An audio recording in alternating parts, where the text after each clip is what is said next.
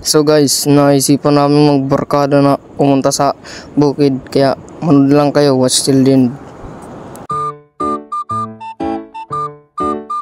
Dito nga pala bubilihan si Morris ng band-aid para gamitin ng kanyang sugat nung nakarang araw pa. Naman ang makikita mo sa daan pagpupunta kang Parola or Sapaw, ganyan yan. Yan.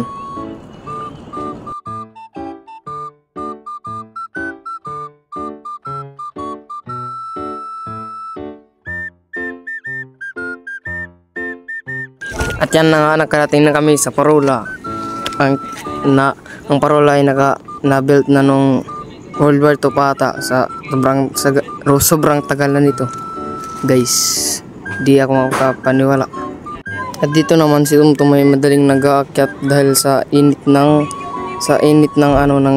agaragian. Yan naman, pagkataas namin ay nakita namin ang napakagandang view ng Pacific Ocean.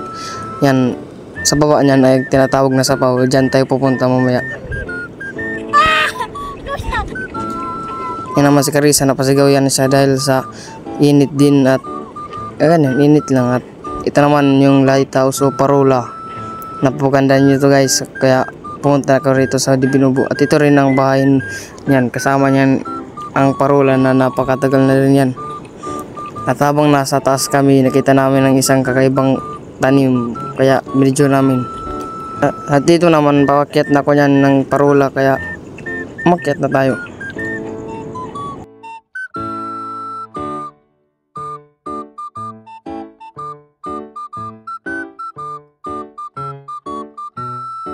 Ayan, at pakakyat ko nga ay nag-video muna ako sa taas dahil napakaganda ng view.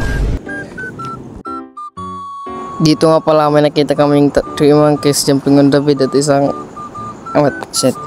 Dito habang abala kami maglakad papuntang Sapaw, andyan naman si Morris abala mag-email.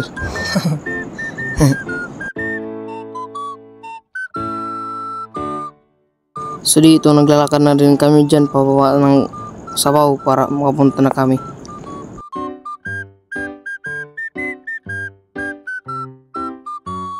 Dito nakababa na kami dyan, kaya ito ang view ng Sapaw. So yan, nakakadikitan. Sapaw! Yes! Halika na Sapaw guys. Saan natin itira? Damo kami papabalat ka. Kuweba. Pagkuhanin mga kuweba dito. Dito man sa kuweba. Yan. Yan po guys. Come here. Yung kasi guys, yan dito sa kuweba. Kasi ito yung unang nakikita. Unyan. Kumadik ka. Pag naharap din dagat, right side. Kapag naharap din left side, basta asya na. Kung naharap din right side, kapag naharap dagat, yan yung tao. Ano ka duwa ng kuweba? Yan, di ba?